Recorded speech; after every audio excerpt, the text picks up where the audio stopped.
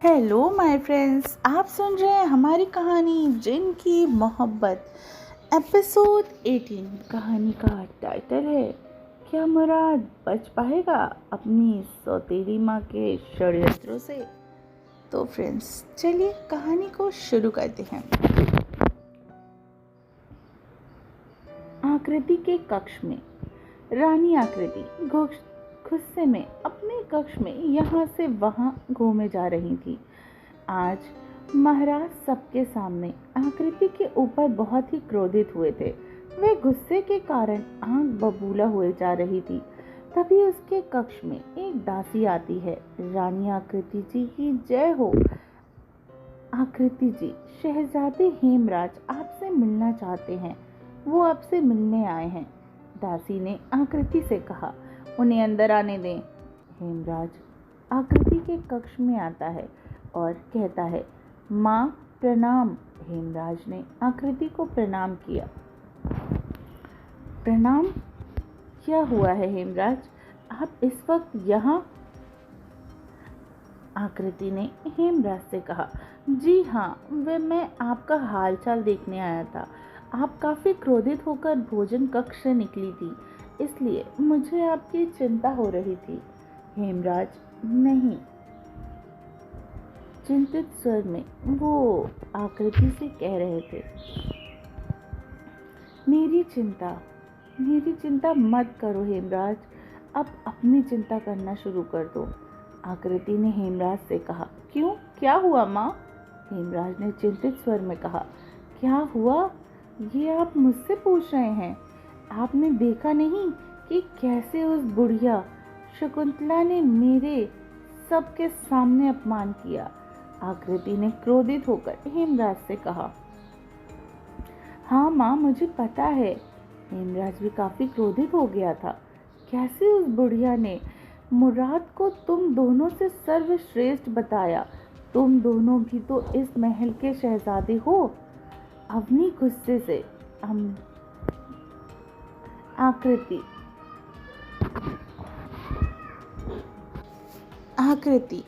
गुस्से से आग बबूला हुए जा रही थी। पर माँ, अब हम क्या कर सकते हैं? बाबा तो मुराद को ही अगला बादशाह बनाने का सोच रहे हैं। हेमराज ने उदास होकर कहा, यही तो बात हमें खाए जा रही है शहजादे।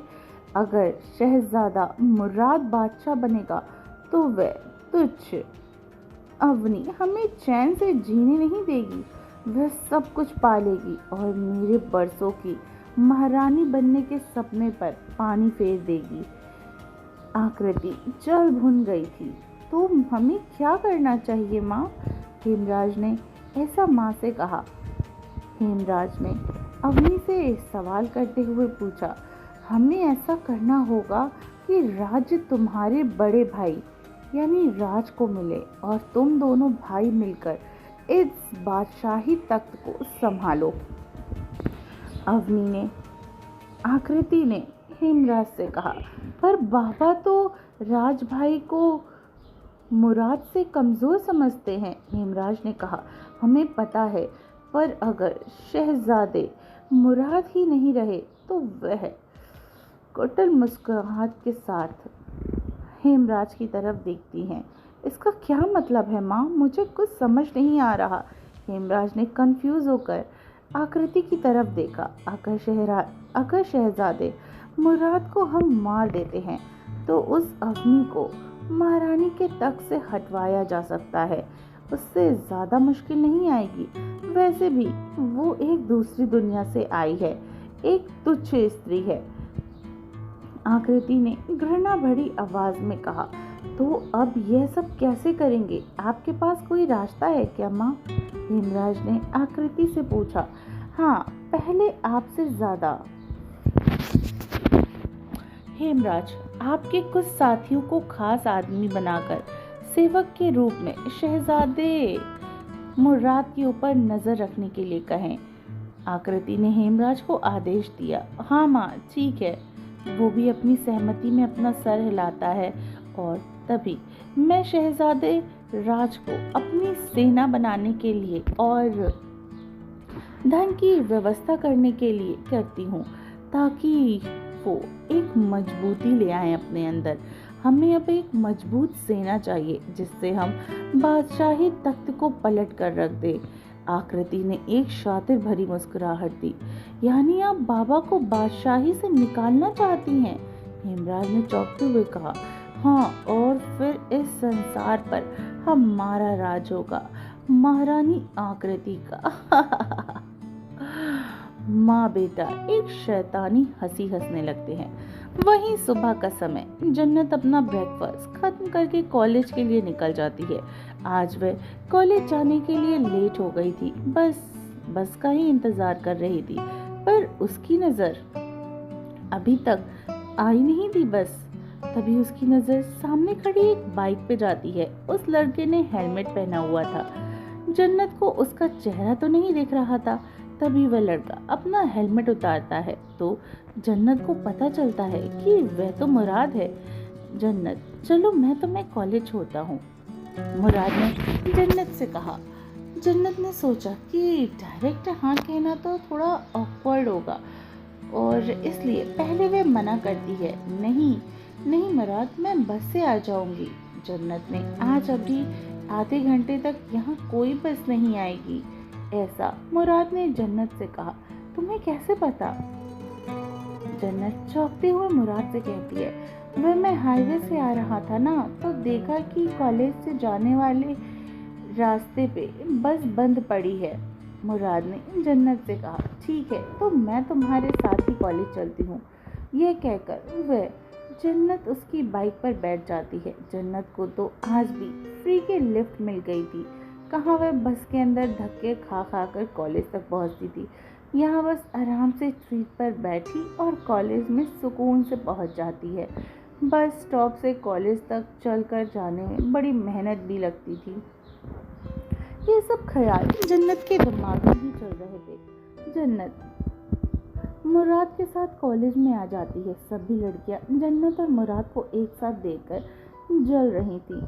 प्रिशा रोज की तरह जन्नत का गेट पे ही इंतजार कर रही थी। उसने जब जन्नत को मुराद के साथ देखा तो उसका मुंह खुला का खुला ही रह गया। जन्नत मुराद की बाइक से उतरकर प्रिशा के सामने आ गई। प्रिशा ने जब जन्नत को मुराद के साथ देखा तो उसका मुंह बन गया था। इस जन्नत का तो कुछ करना पड़ेगा, इसको तो आज मैं छोड़ूंगी नहीं, ऐसा प्रिया ने पूजा से कहा। हाँ, जन्नत आजकल ज्यादा ही हवा में उड़ रही है। इससे तो मेरे साहिल को भी अपने प्यार के जाल में फंसाया था। अब वह मुराद के ऊपर भी अपने डोरे डालने पे लगी हुई है। व्हाट?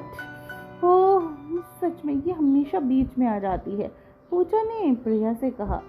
जन्नत, तुम मुराद के साथ? हाँ, वैसे तो बस से आ जाई थी, है ना?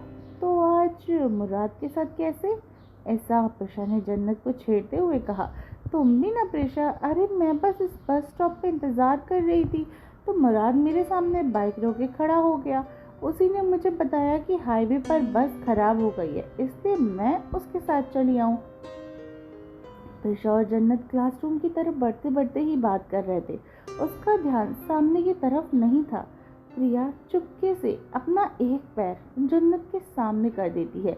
जन्नत वह देख नहीं सकती थी। वह प्रिया के पैरों में उलझकर गिरने लगी, पर जब तक वह गिरने ही वाली थी कि साहिल ने उसका हाथ थाम लिया। उसने फटाक से जन्नत को अपनी ओर खींच लिया। तो फ्रेंड्स, कैसी लगी आपको हमारी कहानी?